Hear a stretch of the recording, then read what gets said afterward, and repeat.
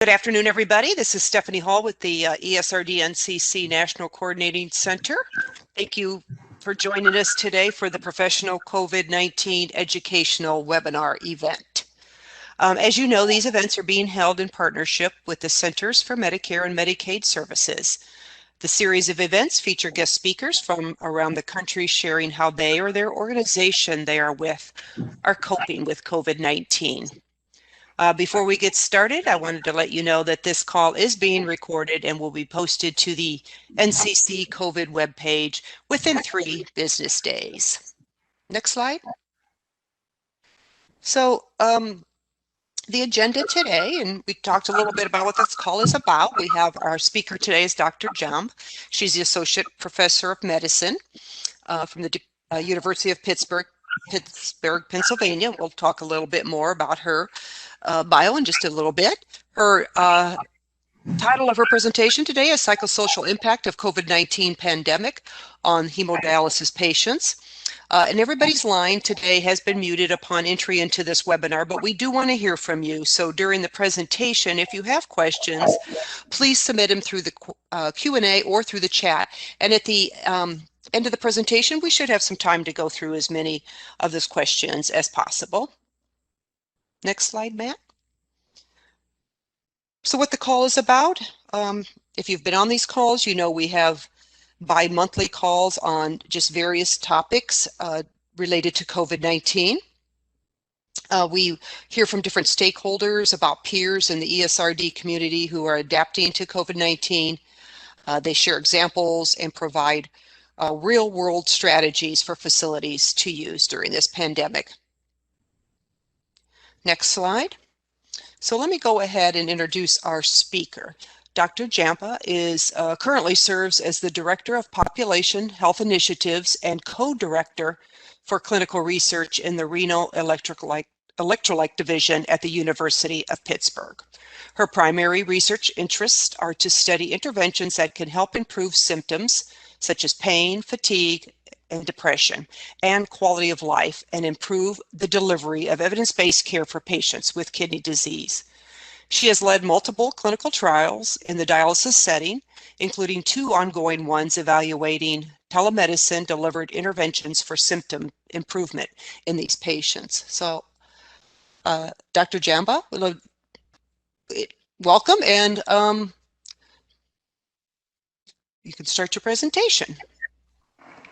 Thank you, Stephanie. Hello, everyone. This is Dr. Manisha Jhamb. It's a great pleasure to be here today and talk a little bit about how COVID-19 has affected our patients on hemodialysis. So I'll be talking a little bit about a study that we did, trying to answer some of these questions and present some of the results. Next slide.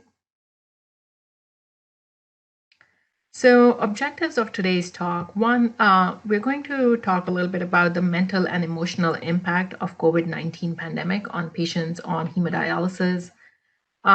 Secondly, I wanted to talk a little bit about how this pandemic has affected our patients' food and housing security and adherence with hemodialysis. And lastly, the one thing that we really wanted to explore was assess patients' accessibility to participate in telemedicine visits from their homes. And I'll talk a little bit more about why we were really interested in this aspect. Next slide. So just to start off with, how has COVID-19 affected our patients who are on dialysis?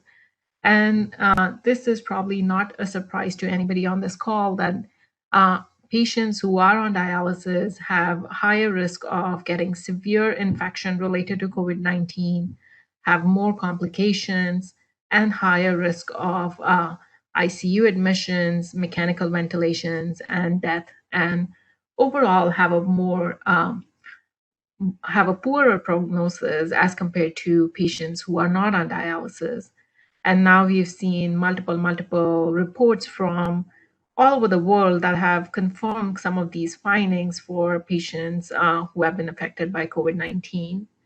Some of the indirect effects, which we haven't really heard much about, and I think this is something that's extremely important to think about, is the indirect effects.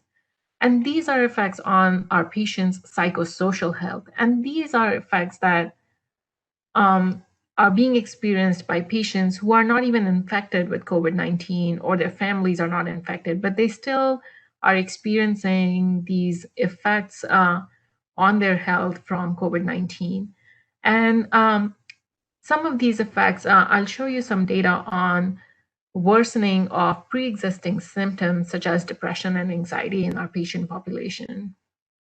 Next slide, please. So I wanted to start off with all of us just taking a minute to think about why we think dialysis patients are particularly vulnerable. COVID-19 has probably affected each and every one of us mentally and emotionally, but I feel like the dialysis patients are in a particularly vulnerable position because of their pre-existing symptom burden. A lot of these patients have a high level of symptoms that they're experiencing and were experiencing before the pandemic hit. And we have done some studies and reported that the symptom burden in our patients on dialysis is similar to that of patients with advanced cancer. And when I'm talking about symptoms, I'm talking about depression. So 1 in 4 patients on hemodialysis experience depression. A lot of patients experience anxiety, 10 to 50%. Some of it is related to the dialysis treatment itself. And then almost half of our patients have poor sleep. And again, some of it is because of the dialysis schedules that we make them adhere to. For example, if a patient has a dialysis shift starting at 6 a.m., they're probably getting up at 4 a.m. To get to their treatment, and then they nap during dialysis, and that really alters their sleep cycle and results in poor sleep and fragmented sleep. So all these symptoms are at baseline very high amongst our patients, which affect their quality of life. Next slide. So I wanted to put some quotes out there, and some of these really strike the sentiment for what the patients are feeling. And I'll read through some of these. The one about depression is, the only thing that makes me feel depressed is that I gotta be here. You just sit here, and because you get 4 hours to think what I could be doing. I could be doing so much more, and this is my way to live. And if I'm not here, I'll die. And so it's weird that they call it dialysis. It should be called live-alysis because it makes you live.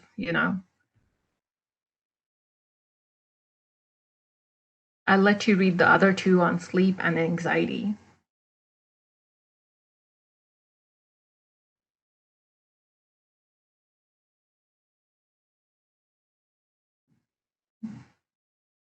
Next slide. So some of these these symptom burdens were heightened when the pandemic hit. And then our patients who are on hemodialysis have some unique concerns with social distancing, which was kind of the number one thing that was being promoted early on, along with masking for prevention of COVID-19 spread. But a lot of our patients who are on 3 times per week hemodialysis in the center have to go to dialysis facility for this life-sustaining treatment. And if they don't go, they are at risk of hospitalization and even death. So it's kind of like they don't have a choice of not going and then following strict social distancing guidelines, especially when they're in these centers. First of all, a lot of these patients use public transport or shared rides to get to the dialysis units. A lot of our units have open floor plans and open waiting rooms where there can again be it can be really difficult to adhere to strict social distancing guidelines. And then repeated close contact with multiple dialysis staff when they are getting their treatment, for example, with cannulation, decannulation, vital status monitoring. So these were some of the concerns that our dialysis patients were probably experiencing. Next. And then I think some of the additional stresses that came with the COVID-19 were related to some of the safety measures that were introduced in dialysis units. And this is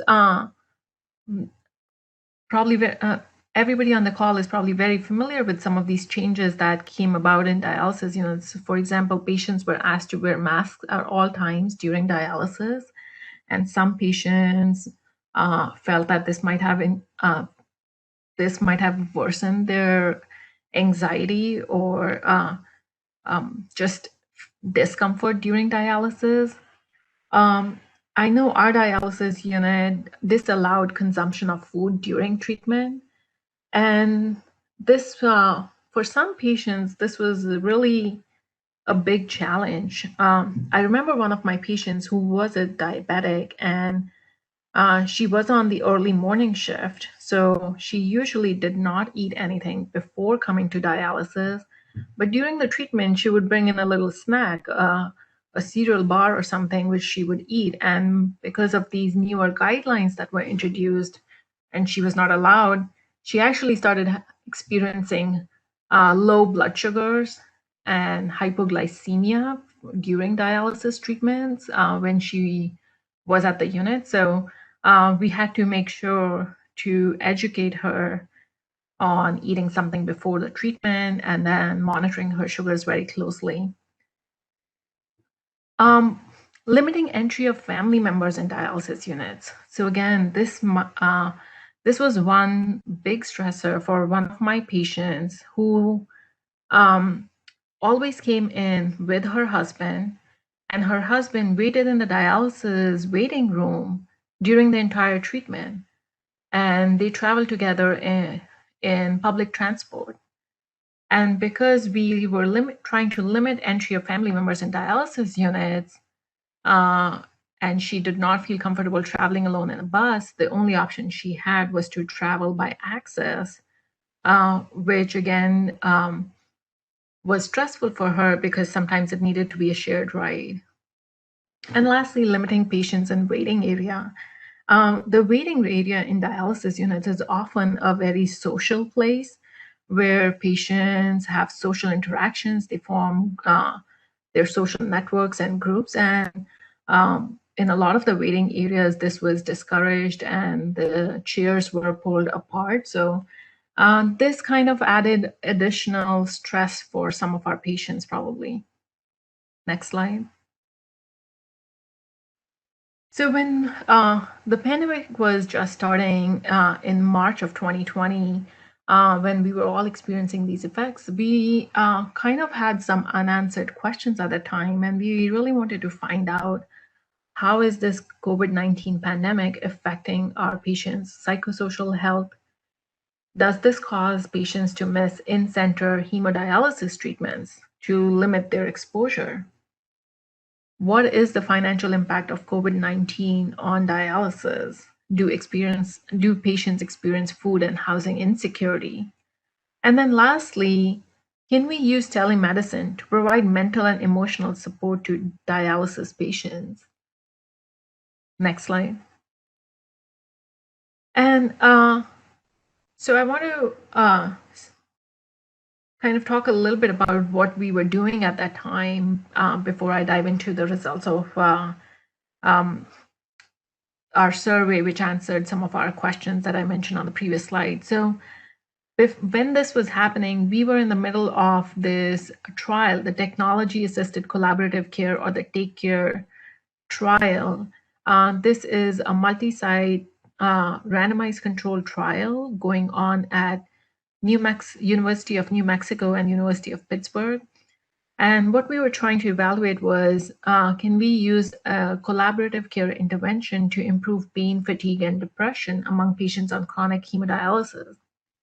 And so as part of this trial, what we do is we provide an iPad to the dialysis patients at dialysis while they're once a week during their treatment, and they're able to connect through video chat to a behavioral therapist who teaches them some self-management strategies and behavioral treatment, provides behavioral treatment to them for some of their symptoms, especially for depression and fatigue and pain. And so we were kind of in the middle of doing this study when the pandemic hit, and then all of a sudden, all our recruitment and trial activities were put on hold mid-March. Next slide. So at that time, we were trying to figure out, one, how can we help our patients? How can we provide them a little bit of support? And how can we kind of find out more how they're doing?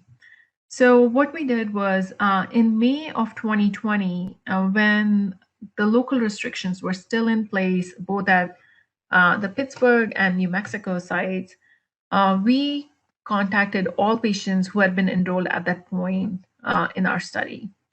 One of the big things that we did were we provided COVID-related education and support to our participants, really educating them about hand hygiene, masking, social distancing, those kind of things, and then also providing information on community resources, especially like local food banks or crisis line contact numbers. And then we invited them to participate in a survey evaluating the impact of the pandemic on their health.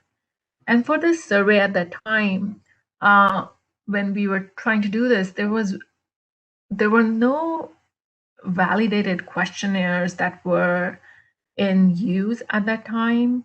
The National Institute of Mental Health had just come out with a coronavirus health impact survey, the crisis survey, which was specifically asking questions related to COVID-19. So we kind of adapted our survey based on this crisis survey and took some questions from it and then added some of our own questions, which are specifically related to and pertinent to dialysis patients' needs. Next slide. So this is just to show you how many patients there were in at the time when we were doing the survey. So in May, when we decided to do this, at that time, 109 patients had been randomized in the TＡCcare trial. 56 were from Pennsylvania, 53 from New Mexico. And then our staff contacted all these patients. And then there were 27 patients who were not available for survey. And you can see some of those reasons. Some patients had passed away. Some had received kidney transplant or relocated by the time. And there were 2 patients who were hospitalized. 82 patients were available to be approached for the survey. And then out of those, 21 were unable to be contacted after multiple phone attempts. And then of the patients that we were actually able to contact, our refusal rate was actually very low. Only 12 people refused to participate in the survey. So in the end, we had 49 patients who completed the survey, 23 from Pennsylvania and 26 from New Mexico. Next. So just to give you a flavor of what our participants look like. So about half of our participants were males. Our mean age was about 56 years, and patients had been on dialysis for about 3 years. The one thing I think that was a strength of our study was that we had a very geographically diverse population from Pennsylvania and New Mexico, and this included urban, suburban, and rural areas from both sides. And at both sides at that time, the prevalence of COVID-19 was very similar, and the local restrictions in place were very similar, and we were on lockdown. We had a very racially diverse population too. We had about 20% African Americans, mostly from the Pittsburgh area, and then we had about 20% American Indians from New Mexico area. And we had ethnically diverse patients. About 20% of them were Hispanic, and these were mainly from the New Mexico area. We also collected information on our participants' household income, and more than half were below the poverty line. Next. So now just to go back to what our unanswered question was. So the first one was, how does the COVID-19 pandemic affect our patients' psychosocial health? Next. So we asked our patients how worried. Go back, please. Thank you. We asked our patients how worried they were about being infected with the COVID-19 virus. And you can see 60% of the patients were moderately or extremely worried. And then that's the orange piece of the pie there on the left side.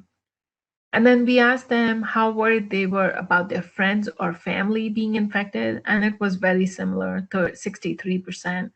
So patients were worried for their safety and their family and friends' safety. Next.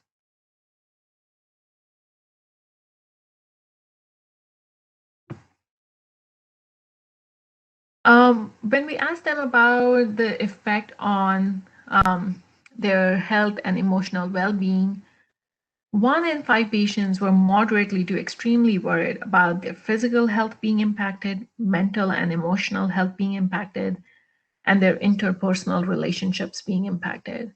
And then 3/4 of them, more than 75%, reported feeling overwhelmed with stress. Next. We asked them to report how they were feeling, and we asked them questions about a bunch of their symptoms. 14% of the patients were sad or unhappy. 26% were nervous or anxious. And these two were actually, I was surprised to see that. I was expecting these to be much higher numbers based on how worried the patients had reported they were. But when we asked them about sad or unhappy, which might translate to being depressed or nervous or anxiety levels, these were actually not very high. About half the patients did say they were distracted or unable to concentrate. What was very striking was almost 80% of the patients felt that they were lonely. And I feel some of this might be because these patients have, I would say, a little bit of social isolation at baseline and lack of social support. But this was probably even more during the pandemic when they had limited interactions with their peers on dialysis and even their friends and families. And then lastly, 1/3 of the patients reported poor sleep quality. Next, please. So moving on, next thing we wanted to kind of talk to the patients about was their fear of going to get dialysis in the dialysis units and if they were missing treatments to limit their exposure. Next, please. So what we did find that a large majority, 85%, were moderately to extremely worried about leaving the house to go to dialysis. And not surprisingly, a lot of these concerns were related to being close to other dialysis patients in the dialysis unit while getting treatment or in the waiting room, being close to healthcare workers and other people in the dialysis facility, or during transportation. But what was encouraging is that only 1 in 6 patients reported missing any treatments, and none of these were due to the above mentioned pandemic related reasons. The missing treatments were more related to if the patient was hospitalized or could not go because of some other reason. So what we learned was that none of the patients, although the patients were very, very worried about going to dialysis, this did not affect their dialysis adherence. Next. And then we asked them whether they would prefer to switch to dialysis at home, given the worries about going to the dialysis center. And despite the restrictions due to the pandemic, 82% of our participants reported being not at all or just slightly interested in trying home dialysis if that was an option. And I think there were a number of reasons why we saw this. Some of it was probably socioeconomic factors. Maybe these patients don't have the ability or means to do dialysis at home. Some of it was socializing. A lot of patients form social networks with dialysis patients and even staff, and they with home dialysis, they feel they might miss on those socializing opportunities. For some of our patients, I think poverty and housing conditions might have been reasons for them not preferring home dialysis. And then lastly, I feel because we had a large population that was below the poverty line, and they might have had, in addition to economic limitations, some limitations in health literacy and disease self-management skills, and they feel more comfortable being in a supervised and monitored environment in the dialysis unit than trying dialysis at home. Next slide.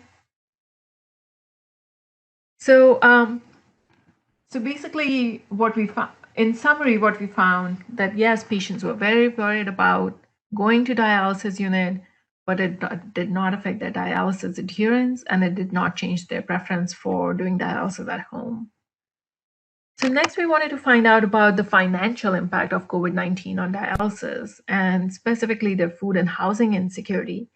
And the reason why we were really interested in this is because more than half our patients were below the poverty line, and a lot of them lived in rural areas, especially in New Mexico.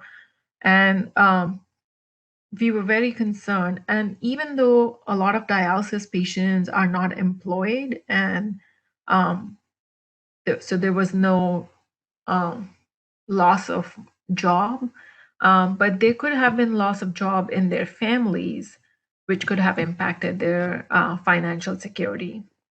Next. And what we found that 9 out of 10 were moderately or extremely worried about housing insecurity, and 1 in 3 worried about food security. And this was kind of very striking to me, especially with the food security part. And although there were food banks that were open at that time, you probably needed somebody to take you to the food bank, or needed your own transportation to get to the food bank to get the food. And a lot of our dialysis patients are probably don't have those kind of means, and this impacted their food security. Next. And then lastly, we wanted to find out, can we use telemedicine to provide mental and emotional support to dialysis patients?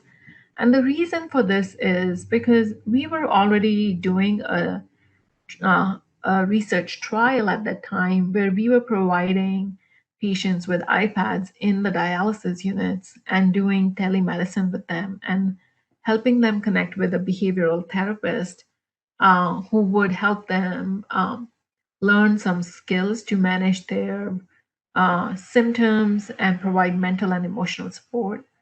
But we wanted to really find out if we had the ability to do this with the patients from their homes and using their own, for example, their own devices, a smartphone and a tablet or iPad, and whether they have the internet connections at home. Next. And what I think was very encouraging to learn was that 98% of our participants had telemedicine access. Not all was video, so 71% were said that they did have the means to do video visits from home. So that means they had a device and a reliable internet connection. And for those who did not have those means, at least 27% said that they had a phone that they could use to do telephone visits with healthcare providers. And then these patients in Pennsylvania, we found had more access to do telemedicine, the video visits, than patients in New Mexico, which was kind of expected, given that more patients in New Mexico were from rural areas and were financially more insecure. Next. So we also asked patients whether they experienced any positive changes from the pandemic. And I think this was really nice to hear that about 40% of our patients reported experiencing positive changes. Some of these were spending more time with family, getting to know neighbors, adopting health behaviors in general. So not just washing hands, but quitting smoking, limiting alcohol, being more careful in general, like seat belts and those kind of things. Eating at home more often instead of eating out in restaurants, and being more adherent to their fluid and dietary restrictions. Being more religious, and I think above all, not taking things for granted. Next.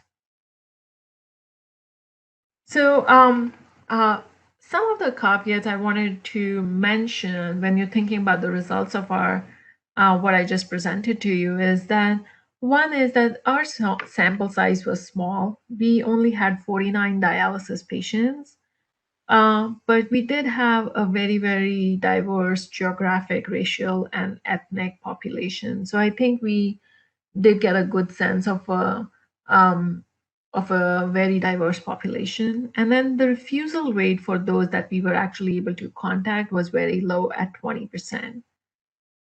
So I feel like our results might represent what other dialysis patients might have experienced. The survey was done relatively early in the pandemic in May of 2020. And it is possible that later during the year, patients might have received more support and developed more coping skills and just learned to deal with like the changes in dialysis units and whatnot better, and which might have improved some of the symptoms that they had experienced. We did not study the long-term effects of the pandemic, and then we did not assess other limitations that participants might encounter for telemedicine visits, such as internet bandwidth constraints or data limits on their smartphones, or the ability to really navigate and use this kind of technology to do the video visits with their providers. Next. So in conclusion, what we found was that patients on hemodialysis experienced a very significant impact on their mental and emotional health from the COVID-19 pandemic. Many patients experienced food and housing insecurity. And then the encouraging thing was that although many patients worried about going to dialysis, this did not affect their dialysis adherence. and it did not change their preference for doing home dialysis. And then many patients have access to do telemedicine from their homes. And this may be a platform that we can maybe think of using in the future to provide mental and emotional support to our patients uh, in these kind of conditions and keep them safe. Next. I think that's all I have. Thank you very much. And take any questions. Yeah, thank you, Dr. Jhamb. Yes, we do have some questions here. And just as a reminder to everybody, the attendees, please submit your questions via the chat or the Q&A panel so that we can get to them. But I'll go ahead and get started on a few that came in. I think this one is kind of a clarifying question for you, Doctor. It's I was a few slides ago when you were talking about the patients were not at all or slightly just interested in trying. Was it home dialysis, home hemo, or was that PD or all any home modality? We asked them for all, so home hemo and PD. Okay, great. Okay, great. Thank you for clarifying that. Another question here is, do you feel that the virtual support groups that are out there, and I know there's same like Facebook, have any value on offering some assistance to patients that feel isolated or alone? So I think absolutely. I think a lot of patients sought these kind of support groups that were online. And I think it provided a good platform for forming new social networks and keeping in touch with their families and friends. The one thing that may be kind of a limiting factor is like a lot of our dialysis patients are older and may not feel comfortable or may not even have access to get on these kind of social platforms. And those are the patients that are really vulnerable. So I feel for those kind of patients, maybe it was, and for those patients, it's harder to reach them and provide these kind of technology-based interventions. But for patients who have the ability, and now I feel like with the pandemic, a lot of us are more comfortable using telemedicine. The patients have adapted really quickly and have learned, even some of my older patients. So this could be something really novel and provide this kind of a social networking support to the patients. Right, great, thank you. I'm just, a comment just come in, which really just leads right into what you were just saying. It just says, not a question, but a comment. We used the telehealth during the COVID pandemic and has really helped the doctors as well as the patients. So just what kind of follow up what you said, it's, I think it's here to stay, whether we have a pandemic or not. I think it really opened up a lot of avenues for the physicians and different opportunities that were just beginning to come around. But now I think this just really pushed it up to the next level for sure. Absolutely. And I think this is here to stay. Some of my patients really love being able to connect to their doctors from the comfort of their home. And but on the other hand, there are some patients who really want to be able to come into the office and talk face to face. So I think we're going to see a mix going in the future. Yeah. Definitely. Yeah. Especially from maybe some of the rural areas too, that it's a bit of a, they're already coming into the dialysis, and then to make a trip to the doctor is just an extra trip for them. So it may help reduce their burden. Right. So there was a question about the TÄCcare project or study. Why did you choose, I understand why you choose Pennsylvania. How did you choose New Mexico as part of that study? Yeah, so that's a really good question. And the reason was we wanted to try to get a very diverse patient population. And in Pennsylvania, especially like the area around Pittsburgh where I'm located at, we don't have a lot of Hispanic population, and we don't have a lot of American Indians.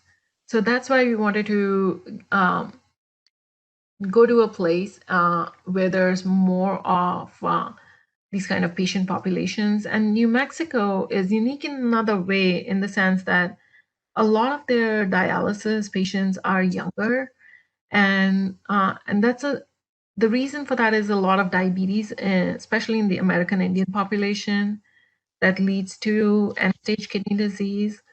So it's a younger population. Also, it's a more rural population. Like some of the dialysis units are really, really far flung from the main hospitals, almost like 100 miles or so.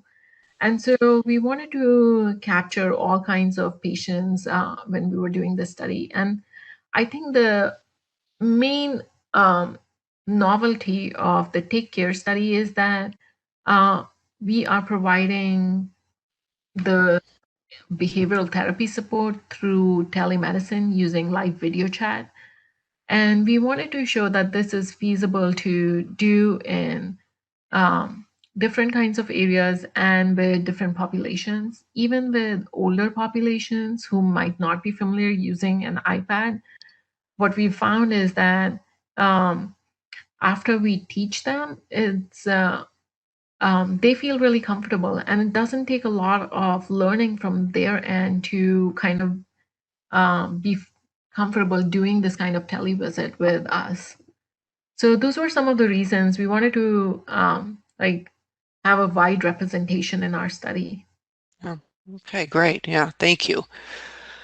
I have another question. It looks like it might be maybe two parts here, but what are some tools or approaches can the network recommend that facilities to do to engage with patients? For example, should we encourage peer support through online groups, suggest staff from the unit call the patients to have touch points like take 5 to tune in? Would it be appropriate for mental health services to be automatically given? Just trying to come up with some ideas to remove some of these barriers. Yeah, I think that's an excellent question. I think one of the things that the pandemic has made it easier is to connect our patients to behavioral therapy experts out there. And um, earlier, the one of the biggest barriers for a lot of my patients used to be that they needed to travel, and there was not always a therapist who is in the local area or is kind of specialized and understands the needs of dialysis patients. But with the telemedicine, this has made it very, very possible. And uh, it may be that somebody who's sitting in Pittsburgh is talking to somebody in New Mexico and providing this kind of a behavioral support one on one. And these services are now also being covered by insurance companies, these telephone and telemedicine visits, at least for now. So I think that's one thing. And then I do think the social network is a good idea, but there, with these kind of like mental and emotional kind of support groups, the one thing is really important is for somebody to be monitoring them, because we really want to identify patients who might be at risk of um, suicide or uh, harm to themselves or others early on. And that's my one worry about some of these networks, that they're unmonitored, like who's actually following up with the patient and making sure the patient is safe. Good point. Thank you. Another question here, kind of maybe again following good follow-up. As a dialysis caregiver, what advice do you have if I suspect my spouse is depressed? So, if so one thing I would say is now there's a lot of online self-learning modules available for behavioral therapy. for everybody in general, a lot of these are also covered by insurance companies, and your insurance providers may also have resources that they can give you to talk to a health coach or a therapist, those kind of things. And then your employer might have some of these resources also. So if you feel like somebody needs help, there could be some of these like self-paced online learning modules. There could be some one-on-one interactions with a therapist. And again, like I said, like a lot of these like therapists are now providing telemedicine or even telephone-based consultations. Mm-hmm. Makes it more accessible, and these are being covered by insurance companies. Right. Okay, great. Thank you. So what is the next steps for the TＡCcare study or any follow-up? So that's an excellent question. We are hoping to resume the TACcare study very soon. We have enrolled 80% of our target patient population. And we're hoping that we will finish recruitment by the end of summer, and we should have results next year. And what I'm really hoping to show is that one, that this telemedicine option is feasible to do in dialysis units. We also have patients who are able to do this kind of thing from home and have access to telemedicine. And if we show that our study is effective in improving patients' symptoms, then this could be something that can be so easily disseminated and widely made available. And like I said, like you don't need a specialist in like traveling to rural clinics in New Mexico. The specialist or behavioral therapist could be in another state, but providing this kind of a telemedicine service to our vulnerable patients. And this could be done while they're at dialysis unit. And I feel a lot of patients actually prefer that just because it helps them pass the time, and they really enjoy talking to someone during the time that they're there. So this could really open up such a totally new way of providing support to our patients. Yeah, and like you mentioned at the beginning, our population, the patient population, is so vulnerable anyway to mental, depression, anxiety, denial. There's so many, and then on top of it, this pandemic. But pandemic will go away, but they're still going to, have these issues. So this is really, even though this is not just for the sake of the COVID pandemic, it's going to be long term, and it will be effective even after the pandemic is long over. I absolutely agree. And I Yeah. think, and then, you know what, we have another trial. It's part of the HEAL initiative from the NIH, which is targeting pain and opioid use. And it's very similar, in which we are trying to teach patients behavioral therapy for pain management, like self-management skills. And our hope is that this will decrease their use of opioids, which a lot of our dialysis patients are on and have really poor side effects from. And so some of these things are not going away when the pandemic goes away. And we really need to have some of these support systems. And I even think, the current work is on patients on in-center dialysis, but I feel our patients on home dialysis might have some similar needs.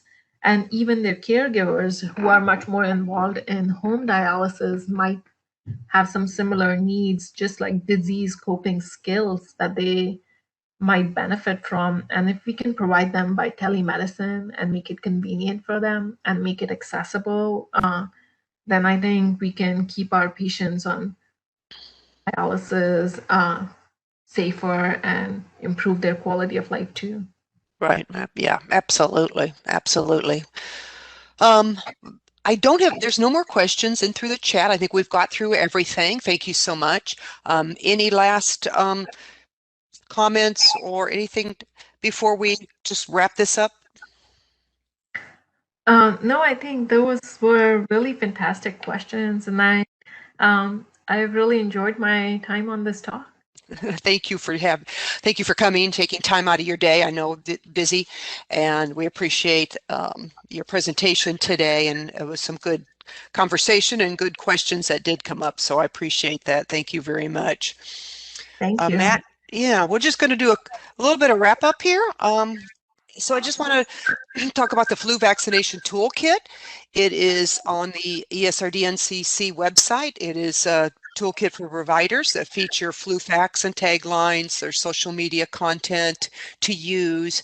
There's flu videos available, a lot of print ready material, and on-demand training and educational events. So we want you to recognize we have that, and please visit that and get some more information about the flu vaccination toolkit.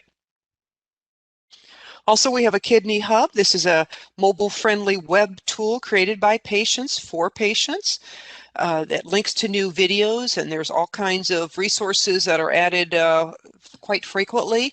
There's things on diet and nutrition. They talk about kidney transplant. They talk about COVID-19, home dialysis. So a lot of resources and videos, and you can find that at www.thekidneyhub.org. So just a reminder about our next COVID-19 webinar event. The next provider event is April 21st. The next patient-focused event is April 13th. I also want to remind all the participants that are on today that if you are interested in getting the CEUs, please stay connected to your computer. At the end of this event, you will be taken to an evaluation. Once you complete that and hit submit, you should be linked into our Learning Management Center, where there you'll be able to get your one CEU for today's event. And next slide. And I think that takes us to the end of our event today. Thank you, everybody, for taking time out of your day to be with us. We appreciate it. Dr. Jhamb, thank you very much again for being here. And just everybody, take care, stay safe, and thank you again for being with us.